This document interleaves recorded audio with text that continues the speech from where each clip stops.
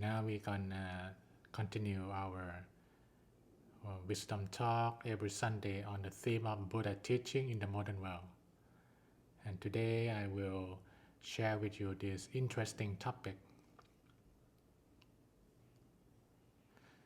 The potential of Buddha teaching, part 1. So there will be part 1 and then part 2. I'm excited to share with you this two-part teaching because living here in New York, Manhattan, USA, I see how much this diverse city that have people from around the world, and they might be different colors, different countries, speak different languages, but they look for the same thing: peace, happiness, fulfillment. Yeah, and I can see how Buddha teaching is very universal. Yeah, as you're quite aware that I'm the kind of the only orange man in Manhattan.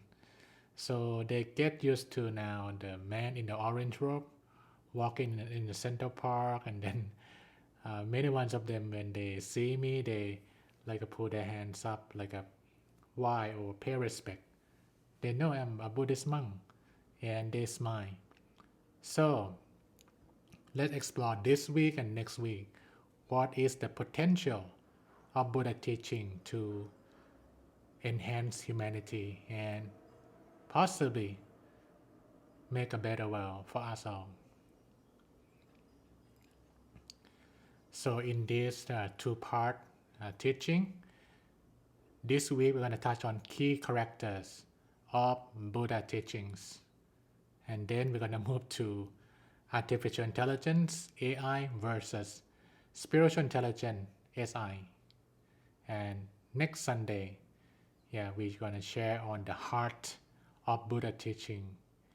What is the main ideal or direction of the Buddha that he gave for all of us more than 2,500 years? And then we're going to touch on the four assembly of Buddha teaching.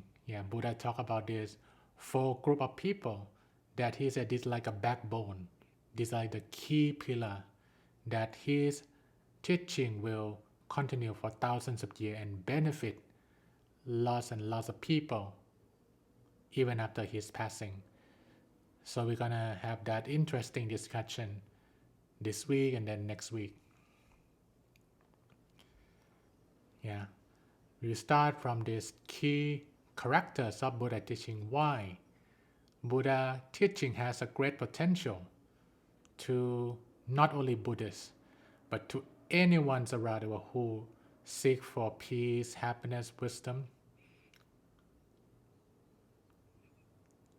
That is the characters of Buddha teaching.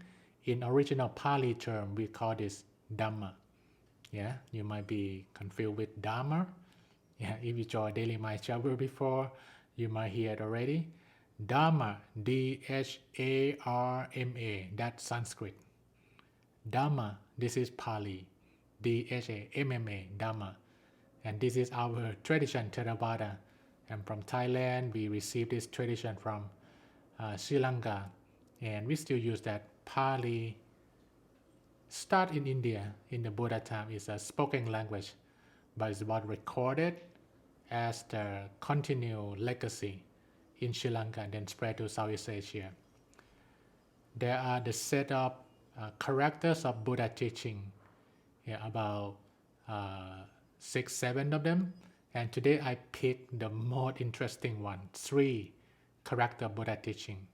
Number 1, in Pali we use the term ehipassiko, which direct translation inviting inspection, like a let's come and then inspect by yourself, ehipassiko, come and see. And that in the language, in the common language in the West, universal. Anyone can try it.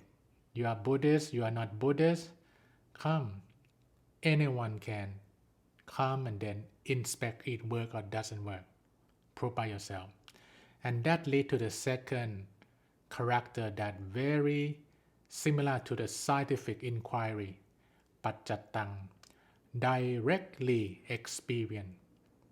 Yeah, this is why Buddha teaching become more and more popular in the West. That's governed by science, that you don't need to wait for someone else to prove for you. This is what you can try. Try it by yourself. Meditate or Dharma wisdom, and then directly experience. So it's self-evident. So Dharma is universal, self-evident, and the last one, timeless. Yeah, akaliko, always true, regardless of time. Yeah, always true, regardless of time. And this is the aspect of Buddha teaching that put Buddha teaching in the spot that is a great potential, because it's go beyond belief. It's experience-based spiritual practice. It's based on your practice. So you don't need to jump in your belief system. You just be there, take a look, experience. This might make you a better person, a better Catholic, a better Muslim, or a better, no matter what Hindu or religion you have. We don't touch on that belief system. It's something to develop human quality. And the big question is, will Buddha teaching that has a great potential can respond to these modern day challenges? So Buddha teaching, do it. We have a lot. Climate crisis, right now. Racial inequality. Yeah, that's after George Floyd, it sparked even more how inequality among different colors has played. Political division. Yeah, in America and around the world, we see those more divisive interaction between groups. They don't listen to each other anymore. And the last one that might be closer to your life, family conflict, right? And then personal non-fulfillment. So many things around you, so many screens, feel empty, not feel happy. What is missing? Will Buddha teaching respond to this modern day challenge? Will Buddha teaching has the potential to meet this challenge and fix the problem? I really love this quote by the Buddha. Monks, yeah, he talked among his disciples, monks, I do not see even one other thing that when untamed lead to such great harm as the mind. And untamed mind leads to great harm. And then monks, I do not see even one thing that when tamed lead to such great good as the mind. A tamed mind lead to great good. Buddha. You can follow that, right? You can imagine how many things in the past, World War, terrorism, it come from the mind that not in good control, or some wrong ignorance, some very, very bad idea that come from the mind that not been trained. Great harm. And a tame mind like the Buddha himself, like the great leader Martin Luther King, which just passed his birthday, or Mother Teresa, or the great leaders who in control themselves. They create so much good. They create love and peace for so many people. So, untamed mind, greedy, angry, delusional. And you can imagine, right, how greedy people, angry people, delusional people can make such an unhappy world. Tame mind, generous, kind, and wise. When the mind is well trained, become generous, become kind, become wise. So, generous people, kind people, wise people, they can change the course of the humanity, right? How are we going to tame our mind? Simple. We're going to go back to this again and again. Shower the body, shower the mind. That's the best protection. That's the best way you can tame your mind by watching it, observe it on a daily basis. Shower the body, shower the mind. And we start from that, showering the mind on a daily basis. We see clearly how we turn our mind generous, kind, and wise, and how we help other minds, other people's minds, generous, kind, and wise. And because of Buddha is timeless, yeah, I think those three things, universal, self-evident, and timeless, we can discuss for days that how to apply those things into the modern concept. Today, I would like to touch one, according to the time allowed, is timeless, and that make Buddhism very interesting. That is even futuristic. Yeah, this is the time of the fourth Buddha. The fifth Buddha is on the way. So Buddha teaching in the past, the present, and the future. So one topic that very interesting to think about it. AI, artificial intelligence, and SI, spiritual intelligence. There have been a big discussion that we should use AI or not.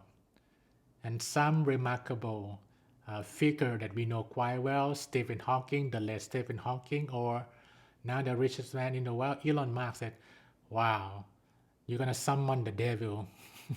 They're gonna come and kill us, like Terminator, like those things we see in the movie, that AI become very advanced. And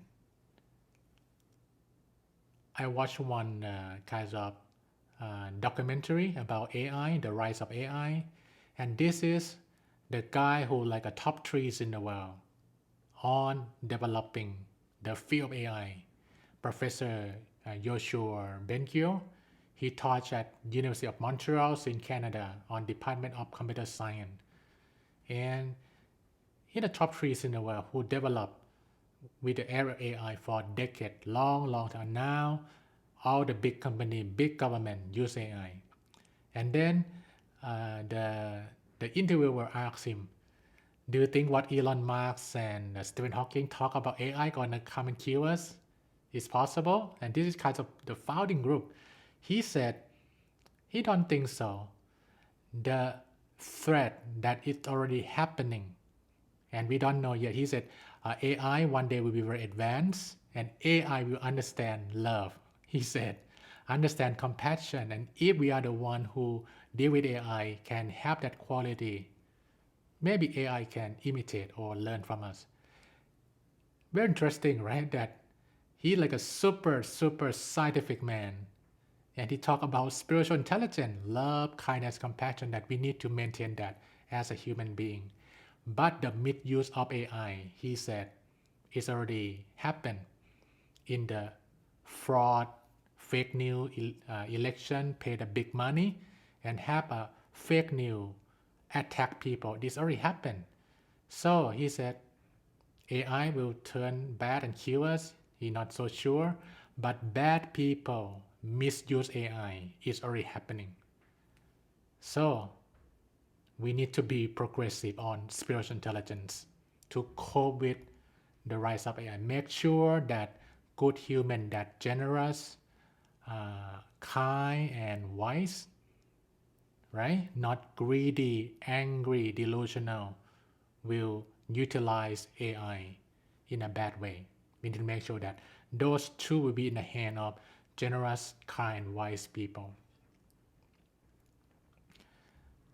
Yeah, I hope you feel hopeful with the potential of Buddha teaching, key characters of Buddha teaching. We talked about that, artificial intelligence, AI versus SI.